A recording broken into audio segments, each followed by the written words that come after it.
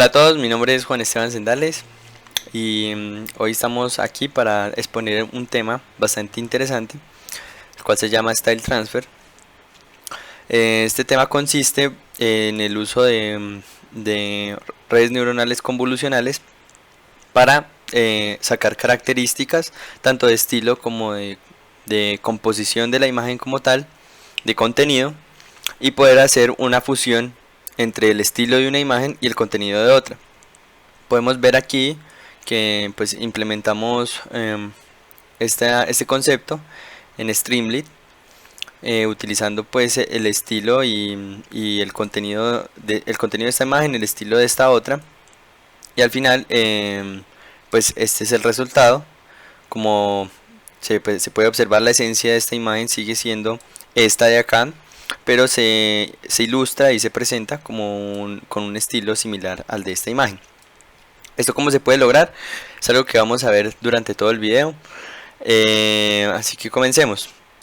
Antes que nada, vale resaltar que material como imágenes explicativas que se van a tener como material de, de ilustración, y aparte pues también el código, la mayoría han sido inspirados e implementados de la página de TensorFlow, donde explican este tema.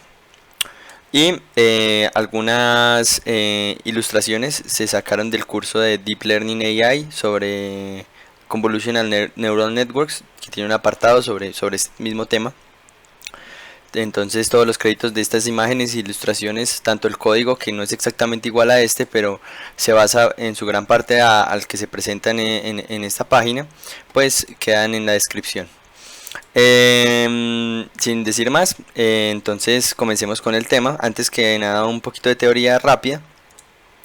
Y es, bueno, sí, como les acabo de mostrar, la idea del Style Transfer es tener un contenido, un estilo que vamos a fusionar. Pero antes que nada, ¿por qué es posible esto? Resulta que las redes neuronales convolucionales, a través de sus diferentes capas, cada vez van detectando y van siendo estimuladas por diferentes secciones de la imagen que están analizando. Por ejemplo, si analizamos que puede estar viendo o sea, si cogemos uno de los filtros de una capa puede ser de una de las del comienzo, de una red neuronal convolucional, podemos ver que si tomamos una neurona en específico, por ejemplo, esta de acá, lo que se puede ver aquí es que esta es una cuadrícula de imágenes, las cuales representan, cada cuadrícula 3×3 representa pues la imagen que estimuló en su gran parte una neurona en la capa 1, ¿sí? Entonces podemos ver que en la capa 1, voy aquí en la capa 1 existió una neurona que se estimuló fuertemente con tonos verdes. Hubo otra que se estimuló mucho con tonos naranjados y con contrastes de tonos anaranjados. Por ejemplo, aquí se puede ver que pasa de anaranjado a negro, y cada vez que vamos avanzando en las capas, las neuronas se van estimulando por características cada vez más complejas, más complejas, sí. Por ejemplo, aquí si hacemos zoom en la capa 3, podemos observar que algunas neuronas se estimulan, por ejemplo, con este tipo de formas. Por ejemplo, esta de acá se estimula bastante con llantas, con esta parte de automóviles, y así sucesivamente. Pues podemos ver que como tal una red neuronal convolucional, si se entrena por ejemplo en términos de clasificación y se escoge un dataset muy grande, por ejemplo una red neuronal BGG19 entrenada con ImageNet, con el dataset de ImageNet, entonces podemos ver que pues sus neuronas alcanzan, y pues como tal la red neuronal convolucional alcanza a adquirir ciertas características, alcanza a percibir, a extraer características de la imagen según la capa en la que nos encontremos. Esto porque es muy importante, porque con el uso de este conocimiento que obtiene la red neuronal, podemos tener una función de pérdida, pues podemos plantear nuestra función de costo como la diferencia entre el estilo de nuestra imagen de estilo y nuestra imagen generada, y el contenido de nuestra imagen de contenido y la imagen generada respectivamente. Entonces esas funciones cómo se logran. Por ejemplo, en la de contenido, como les había explicado anteriormente, si nosotros cogemos por ejemplo una BGG19, que de hecho esa fue la red neuronal que escogimos para esta práctica, la entrenamos con ImageNet y conseguimos, escogemos alguna capa, pues una de las últimas preferiblemente, porque pues son las que obtienen como tal más la esencia de la imagen, las características más complejas. Cogemos una de las últimas, por ejemplo, y, y todos esos valores numéricos, ¿cierto? Pues que al fondo es eso, ¿no? La capa son un montón de números en matrices o arreglos. Y si nosotros cogemos, digamos, la representación de nuestra imagen generada de esa manera, junto con la representación de esa manera de nuestra imagen de contenido, y la restamos, hacemos una diferencia, por ejemplo, de cuadrados, podemos ver, por ejemplo, qué tan distantes están en cuanto a contenido nuestra imagen generada y nuestra imagen de contenido. En el paper, porque esto también es un paper, también lo vamos a dejar en la descripción. El paper, pues como tal este concepto está basado en un paper. El paper sugiere entonces que escojamos si bien una capa de la red neuronal convolucional, y esa capa pues es digamos nuestra capa A, la que vamos a representar A de contenido, A de la generada, hacemos la resta cuadrada y pues hacemos la sumatoria y eso lo dividimos por lo que es la anchura, la altura y el número de canales que hay pues en esa capa específica, ¿sí? Entonces pues esta constante obviamente es propuesta por el paper, y de esta manera es que se propone a calcular nuestra función de costo referente al contenido. Pero vamos a algo más interesante. ¿Cómo se puede saber cuál es el estilo? ¿Cómo se representa el estilo de una imagen? Bueno, el estilo de una imagen lo podemos ver como la correlación que hay entre distintos filtros, ¿cierto? De nuestra capa. Entonces digamos que nosotros escogemos una capa específica y con esa capa vamos a determinar el estilo de nuestra imagen, así como nosotros en el contenido escogimos una capa específica y dijimos, bueno, esta capa, lo que contiene esta capa nos va a representar el contenido de esa imagen. El estilo igualmente vamos a escoger una capa específica. ¿Y cómo se define el estilo? Entonces digamos que este filtro, el filtro rojo que vamos a ver acá, se estimula fuertemente con imágenes, por poner un ejemplo, se estimula fuertemente con imágenes que son naranjas, y este amarillo con formas que son diagonales en 45 grados, este azul con contrastes de luz, y así sucesivamente. Pues tenemos los diferentes filtros que se aplican en una capa convolucional, ¿cierto? Pues en una capa convolucional, sí, de una red neuronal convolucional. Entonces, ¿qué se define como estilo? Como la correlación entre una posición específica, digamos esta esquina de aquí abajo, que hay con todas las demás filtros. Me explico. Si en este punto de acá resulta que se estimula fuertemente como había dicho, con colores anaranjados, este de acá con diagonales de este tipo, este de acá con contrastes, el hecho de que sea anaranjado, haya diagonales y haya un contraste, eso genera que, pues si todo esto ocurre simultáneamente, a eso es lo que vamos a llamar estilo, ¿cierto? Si estas características ocurren de forma simultánea, o por ejemplo, resulta que esta se estimula fuertemente, esta del amarillo no se estimula tan fuertemente y esta del azul sí se estimula muy fuertemente, pues ese es el estilo de esa imagen, ¿cierto? Entonces nosotros cogemos nuestra imagen de estilo, sacamos su estilo de esta manera, ¿cierto? Como la correlación entre los filtros de una capa, y lo comparamos con el estilo de nuestra imagen generada. Aquí se puede ver de una manera más detallada, de pronto más gráfica. ¿Cómo sacamos ese estilo? Pues cogemos nuestra capa con sus filtros aplanados, ¿cierto? Y hacemos una multiplicación matricial entre pues los mismos filtros, pero obviamente transpuestos. Entonces tenemos aquí pues la multiplicación de los valores del filtro verde con los del filtro verde, pues nos va a dar los filtros verde al cuadrado. Listo. Bueno, así va a ser con toda la identidad de la gran matrix, con toda la diagonal principal, qué pena, con toda la diagonal principal de la gran matrix. Pero cuando nosotros vamos a empezar a multiplicar este filtro verde con este filtro azul, con este filtro amarillo y hacemos la suma, ¿cierto? De eso se trata la multiplicación matricial, pues vamos obteniendo unos valores que nos van a representar esa correlación, entre comillas, esa correlación que hay entre esos filtros de esa misma capa. Y al final esta matriz nos va a representar como tal el estilo que nos da esa capa sobre la imagen, ¿sí?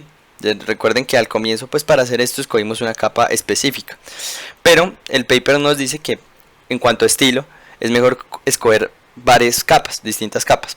Entonces escogemos distintas capas, a cada una de estas capas le sacamos el gran matrix tanto de la imagen de estilo, la imagen generada, hacemos la resta, hacemos la suma de cada uno de sus posiciones y dividimos por esta constante que es la que sugieren en el paper. Obviamente uno puede pues empezar a explorar sobre este tipo de divisiones y pues ir encontrando otros resultados, pero este es el que recomiendan en el paper.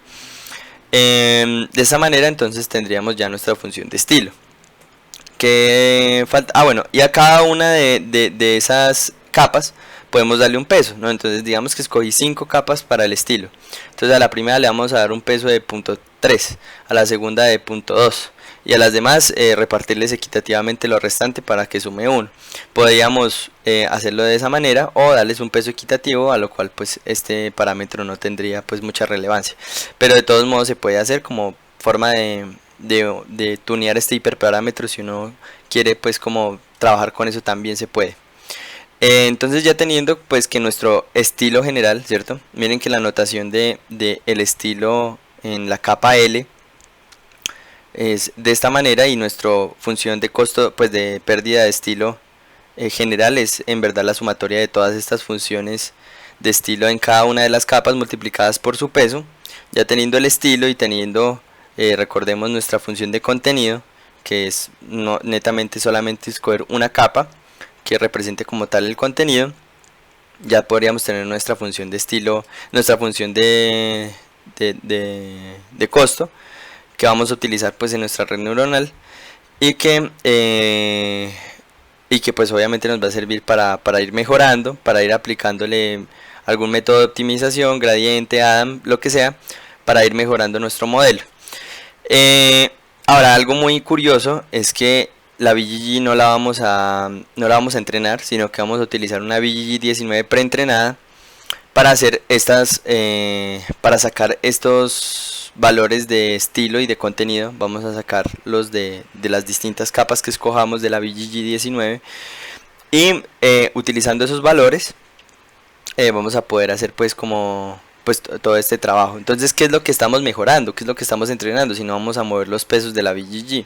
Lo que estamos moviendo, modificando, es cada uno de los píxeles de nuestra imagen generada. Si nosotros escogemos nuestra imagen generada inicialmente como la imagen de contenido, ¿sí? Que es lo que vamos a hacer en un momento posterior, entonces lo que vamos a ir moviendo es cada uno de los píxeles de la imagen para que vaya adaptando su estilo, el estilo pues que le propongamos, sin dejar de lado del todo como tal el contenido. Al final pues se propone que también se le dé un peso al estilo, un peso al contenido. En el paper lo notan con dos parámetros distintos. Para la práctica lo vamos a hacer con uno solo y el otro va a ser el complemento, uno menos ese parámetro. Entonces ya dejando claro un poco la teoría, vamos ya pues sí a la práctica. Entonces en la práctica, ¿qué tenemos? Bueno, tenemos la parte de Streamlit, que es la parte visual. El proyecto consta básicamente en 3 archivos, uno que va a ser la parte visual, el otro que va a ser el que va a manejar como tal como la inicialización del modelo, y ya en esta misma clase de Style Transfer vamos a correr como tal lo que es el modelo, que contiene pues ya toda la matemática del asunto, ¿cierto? Entonces comenzando con la parte visual, este proyecto quedará también en la descripción, en un enlace de GitHub, para el que lo quiera leer, modificar, está completamente abierto al público. Y pues bueno, en la parte visual, ¿qué tenemos? En la parte visual tenemos, bueno, los que no conocen esta librería, es una librería bastante útil, a la cual podemos crear como interfaces web de proyectos en Python, generalmente pues proyectos de Machine Learning, que pues si queremos implementarlos de una manera web, esta librería nos da la posibilidad de hacerlo de una manera muy sencilla. Básicamente consiste en utilizar la librería Streamlit para ir modificando y agregando diferentes cosas. Por ejemplo, este comando sidebar nos permite en el sidebar de la aplicación, que es esta de acá, ir agregando cosas. Por ejemplo, esto ya no lo editamos. Por ejemplo, la cantidad de épocas que va a tener de entrenamiento, el número de iteraciones por cada época, el peso del contenido, lo que les había comentado ahorita, que cuánto peso le vamos a dar al contenido, ¿no? A mayor peso del contenido, entonces se va a distorsionar menos la imagen, ¿cierto? Si le damos muy poquito peso, entonces se va a ver muy marcado el estilo. Por ejemplo, este resultado que obtuvimos aquí fue con un peso de contenido de 0.2. Si lo subimos ahorita a 0.7 o 0.8, podemos ver la diferencia. Vamos a hacer eso posteriormente. Y básicamente, pues aquí está el código para que lo analicen. Este es un proceso de selección del estilo. Aquí podemos seleccionar un estilo, si queremos que sea este estilo, o subir nuestro propio estilo, también se puede. Aquí seleccionamos el objetivo, que es como la imagen que queremos fusionar. Por ejemplo, aquí tengo una imagen, bueno, que es la misma imagen de hecho, y cuando eso sucede, posteriormente en el paso 3, pues nos muestra qué imagen tenemos, el estilo, la imagen de estilo, la imagen de contenido, y aquí hay un botón fusionar que pues ejecuta como tal el modelo. Entonces, bueno, eso básicamente es lo que hay aquí. Y cuando le damos al botón fusionar, entonces recordemos que cuando el paso 3 ya está listo, aquí esto crea un objeto style transfer que tiene como tal pues la imagen de estilo, la imagen de contenido, la cantidad de épocas, la cantidad de pasos por época, iteraciones por época, y pues el peso del contenido. Si nos vamos ya a como tal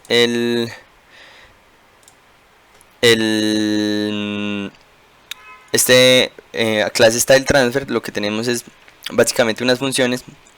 Esta de random image es para generar una imagen random, para hacer el procedimiento desde una imagen random, también se puede hacer. Esto es funciones básicamente para devolver desde un tensor a una imagen. Recordar que pues no sé, creo que no lo había dicho, este proyecto está hecho en la versión 2 de TensorFlow. Y bueno, como tal, que tenemos aquí, pues el decode image lo que hace es como pues si nos suben alguna imagen de diferentes dimensiones, lo que hacemos es hacer que la dimensión más grande sea de 512 y la otra pues mantenga en la escala. Básicamente esto es lo que hace, y pues temas de size del arreglo que vamos a ir manejando, porque pues obviamente para meterlo al modelo no necesitamos transformarlo a un arreglo, y aquí lo normalizamos. Por ejemplo, en esta línea lo normalizamos para que sean valores de 0 a 1. Aquí en el init tenemos todo lo que es pues instanciar, pues ya definir como tal las variables del objeto. Tenemos pues el peso, que lo recibimos, la cantidad de épocas que lo recibimos, cantidad de pasos lo recibimos, contenido, estilo, como tal. Miren que esto ya lo guarda como un arreglo, no lo guarda como una imagen. Y aquí tenemos nuestra imagen de objetivo, nuestra imagen G, la que estamos generando. Como punto de partida, la imagen G tiene a la misma imagen de contenido. O sea, ahorita vamos a ver cómo funciona eso. Entonces, como punto de partida, nuestra imagen generada va a ser la misma imagen de contenido. O sea, va a ser esta misma imagen de acá. Y con el tiempo, pues con el paso de las épocas va a ir habiendo una variación en su contenido para que pues opte ese estilo. Aquí viene algo muy interesante. Recordar que vamos a utilizar una BGG19. En la página de TensorFlow, donde explican esto, recomiendan utilizar como layer para el contenido, lo que les expliqué ahorita, utilizar la block 5 com2, ¿sí? O sea, del bloque 5 la convolucional 2, porque pues la BGG está organizada en bloques. Y para el estilo va a coger la convolucional 1 del bloque 1, la convolucional 1 del bloque 2, así hasta la convolucional 1 del bloque 5. Porque recordemos que, como decía el paper, para el estilo es mejor utilizar varias layers y hacer al final una sumatoria de todo. Y aquí en Run básicamente pues se ejecuta el modelo, ¿cierto? Entonces tenemos, creamos el modelo, ¿cierto? Le mandamos al modelo cuáles van a ser nuestras layers de estilo, cuáles son nuestras layers de contenido y cuál va a ser el peso del contenido como tal. Y vamos a definir targets, ¿cierto? Entonces el modelo tiene que tener una referencia de a qué es lo que tiene que llegar, ¿cierto? En cuanto a estilo y cuanto a contenido. Entonces aquí le estamos mandando pues como tal el estilo, cuál es el estilo que tiene que alcanzar y el contenido que tiene que alcanzar. Aquí tenemos un código Streamlit que cuando le damos fusionar pues nos muestra la imagen y en cada época nos va a ir mostrando su cambio y una barra de progreso. Básicamente de eso se trata este UI. Y pues esta interfaz, y aquí ya comenzamos con la ejecución del modelo. Recorremos por las épocas, aquí mostramos la imagen en Streamlit, aquí hacemos todas las iteraciones, aquí vamos por cada iteración, mandamos un train step, qué pena, y una vez pasa una época pues actualizamos la imagen y la barra de progreso en Streamlit. Ahora más adelante les voy a mostrar cómo se ve. Y listo, ya esta sería como la parte del setup del modelo. Ahora vamos ya a lo que es el modelo como tal. Cabe aclarar que la mayoría de este código es basado en el código que se presenta aquí en la página de TensorFlow. Lo que se hizo fue una adaptación de algunas cosas y también bueno, sí, hubo algunos cambios que se hicieron aquí, más adelante los explico. Y también pues la implementación con Streamlit, que es bastante interesante. Entonces, ¿qué tenemos aquí? Bueno, si nos vamos al init, que es lo primero que se ejecuta, tenemos pues, como ya les había comentado, recibimos un style layers, un content layers, un content weight, al cual vamos a ir pues instanciando en cada uno de las variables del objeto. Y también pues otros hiperparámetros que en este caso no se les dio oportunidad de mover en la interfaz de Streamlit, la cual se puede implementar perfectamente. Sencillamente es recibirlos aquí en el init y hacer pues su correspondiente cambio en la interfaz. Pero tenemos un learning rate de 0.02, un beta 1 de 0.99, porque vamos a utilizar un optimizador ADAM, igual el epsilon, también es necesario para nuestro optimizador ADAM. Y el número de content layers, el número de style layers, la red neuronal BGG, aquí la tenemos. Y cómo se hizo. Entonces, si miramos, aquí hay un método llamado BGG layers. Aquí recibe como tal los arreglos. Pues esta suma va a ser simplemente concatenar los arreglos. Entonces tenemos que aquí creamos el modelo BGG que nos da Keras, porque pues es un modelo bastante famoso, ¿no?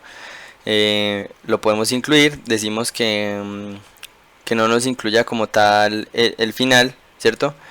Y tampoco, y que pues preentrenemos, por decirlo así, con ImageNet, que es la base de datos de imágenes, que también es muy famoso. Como nosotros no vamos a entrenar este modelo, simplemente lo vamos a utilizar el conocimiento que tiene para que nos dé como tal la noción de contenido y de estilo. Decimos que no sea entrenable y que el output que queremos va a ser la información que hay en cada una de las layers que le mandamos. Miren que aquí está iterando en cada uno de los nombres de las layers que le mandamos, y lo que está haciendo es trayéndose esa layer de ese nombre y guardando el output en una posición de este arreglo outputs. Entonces, ¿qué tenemos en este arreglo outputs? Tenemos cada uno de los outputs de cada una de las layers que nosotros le mandamos a recoger, por decirlo así, ¿cierto? Entonces tenemos en el orden que le mandamos tenemos primero los 5 outputs del estilo y después tenemos por último el output del contenido. Creamos el modelo con Keras, ¿cierto? Y retornamos como tal el modelo. Cuando ya retornamos el modelo, pues ese modelo es el que guardamos en esta variable, muy importante porque va a ser protagonista en la parte posterior. Aquí sencillamente guardamos las layers, el contenido, como tal lo que ya habíamos mandado, el número de layers al final de estilo, pues que también lo vamos a utilizar más adelante. El optimizador aquí lo creamos y pues los targets al comienzo son vacíos, ¿cierto? Recuerden que cuando comenzamos a crearlo, nosotros lo creamos, ¿cierto? Y el target después lo definimos con este método de find targets que se encarga pues pues sí, de definir estos targets de acá. Ya el método call, entonces, bueno, antes de seguir, recuerden que nosotros que estamos llamando aquí, estamos llamando el train step por cada uno. Entonces, ¿qué pasa en el train step? ¿Cierto? Entonces vamos a ir viendo el train step y vamos viendo qué es lo que encontramos. Entonces listo, ya creamos el modelo, ¿cierto? Como les expliqué ahorita en el init. Entonces el train step se encarga pues primero de validar que si hayan targets, ¿cierto? Y después vamos a crear pues nuestra película del gradient, donde ¿qué vamos a hacer? Primero vamos a sacar la información de nuestra imagen que le mandamos, ¿cierto? Entonces miren que este train step recibe una imagen. ¿Qué imagen le estamos enviando? Le estamos enviando nuestra imagen, nuestra variable de TensorFlow, que es la que vamos a ir modificando, nuestra imagen final, eso es lo que le estamos enviando, y él nos recibe pues esa imagen, donde decimos, oiga, tráigame por favor lo que es la información de estilo de esta imagen y la información de contenido de esta imagen. Eso es lo que hace el método call. ¿Y qué es lo que es el método call en sí? Pues tenemos, bueno, aquí se hace un preprocesamiento, pues se adaptan los inputs para lo que es pasarlo por la BGG, que es lo que vamos a hacer. Aquí pues precisamente lo que hacemos es pasarlo por nuestro modelo en Keras, nuestra imagen, y eso nos da pues obviamente lo que nosotros le dimos al comienzo que nos devolviera, que es precisamente los outputs de cada uno de los layers que le mandamos en un comienzo. Entonces aquí que tenemos, por decirlo así, no, de hecho que tenemos ahí, tenemos la información de las 5 layers de estilo de nuestra imagen objetivo y la información de la imagen de contenido también de nuestra imagen objetivo. Las tenemos en ese orden, 5 y después la de contenido. Entonces miren que aquí se dividen en dos, ¿cierto? Entonces primero tráigame lo que es desde el comienzo del arreglo hasta el número de layers de estilo, o sea las primeras 5, y después de contenido tráigame el resto, ¿sí? Entonces aquí que quedó, que tenemos una variable que tiene el arreglo solamente de la información de estilo, y aquí un arreglo con solamente la información de contenido. ¿Qué se hace posteriormente? Se crean unos diccionarios sencillamente que ilustren el nombre de la layer con el respectivo valor que se obtuvo de la BGG, y eso es lo que retornamos. Básicamente un diccionario que tiene otro diccionario, cada uno con la información del contenido y el estilo de esa imagen. Hasta ahora no hemos hecho nada de pérdida y nada, simplemente utilizando la BGG19 sacamos esa información que nos es tan útil para los próximos cálculos. Cuando tenemos esa BGG19, pues la información de esa imagen, entonces ahora sí vamos a decir, bueno, ya con esta información, ¿qué tan separados estamos del estilo y qué tan separados estamos del contenido? Eso es lo que vamos a calcular en loss. Entonces, ¿cómo se hace? Entonces traemos el style outputs, traemos el diccionario de estilo, el diccionario de contenido, y aquí calculamos la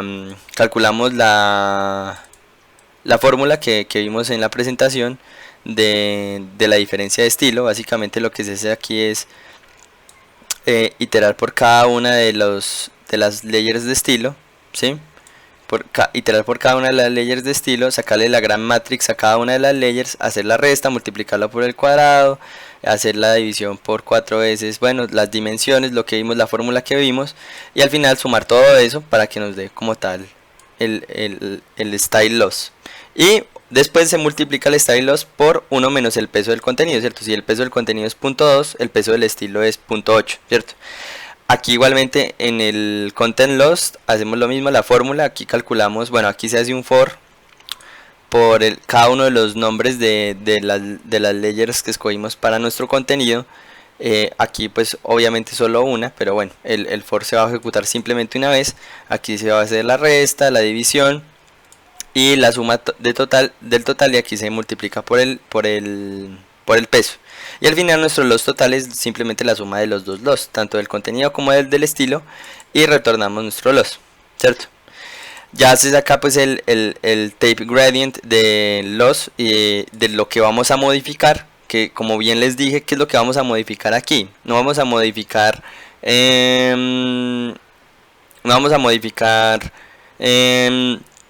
los pesos de la BGG, no.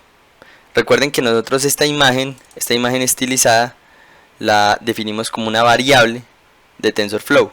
Entonces, ¿qué es lo que vamos a hacer? Vamos a modificar los píxeles, cada uno de los valores de los píxeles de esa imagen, de modo que se vayan pareciendo, pues de forma que podamos minimizar este loss, ¿cierto? Ya aquí aplicamos el gradiente pues con nuestro optimizador Adam, ¿cierto? Recuerden que este self.opt lo que contiene es nuestro optimizador Adam. Y por último aplicamos los gradientes y listo. Ya se hizo un paso del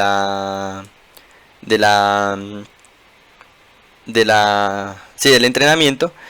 Y también aquí lo que se hace es devolver el formato que tenía, ¿sí?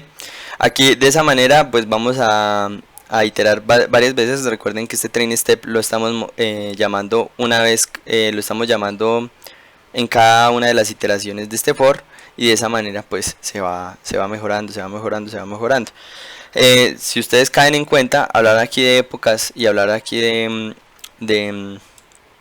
training steps, pues de iteraciones, no tiene mucho sentido, ¿cierto? Porque aquí no estamos, o sea, recordar que la definición formal de una época es recorrer como tal todo nuestro training set, que en este caso es la cantidad de píxeles por decirlo así, de la imagen. Eso pues ocurre varias veces, pero pues aquí se habla de epoch simplemente como un checkpoint para mostrarnos los cambios, ¿sí?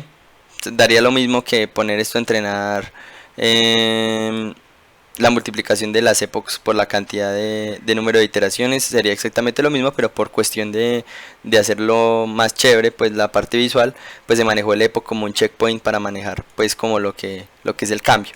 Por último vamos a ver esto último que acabo de decir. Recordemos, tenemos esta imagen de estilo, esta imagen de contenido. Si le damos fusionar, recuerden, miren, esta es nuestra result image en la no epoch. En este momento está corriendo la primera época, pero miren que iniciamos de esta manera con lo mismo de acá, y cuando pase la primera época habremos visto un cambio, ¿cierto? Que es pues ese camino de ir reduciendo ese lost. Miren que pasó una época y miren el resultado, ¿cierto? Diferente al que vimos al comienzo del video. Miren que se implementó este estilo, tiene algunas similitudes. Si ustedes se ponen a ver, digamos, porque por ejemplo estos colores amarillo, mira, la segunda época se ve más contrastado el estilo. Recordemos que el estilo en este caso tiene un peso de 0.8, pero por ejemplo esos patrones de acompañar estos amarillos con verdes y colores oscuros, de pronto si ustedes se pueden ver la imagen, de pronto inspirado en esta zona de la imagen, o miren que aquí otra vez el amarillo se acompaña con verdes y oscuros. De esa manera podemos ver, digamos, los tonos blancos tienen como un toque amarillento en la mayoría de la pintura, y es lo que se refleja aquí justamente. Entonces miren que es algo muy interesante. Es bastante bacano el resultado que se obtiene. Y otra ventaja, bueno, en la página de TensorFlow no se maneja esto del peso contenido así de forma complementaria, sino que se tiene un peso para cada uno. ¿Qué pasa si nosotros modificamos este, por ejemplo, y lo ponemos en .9? Pongámoslo en .9. y le damos funcionar.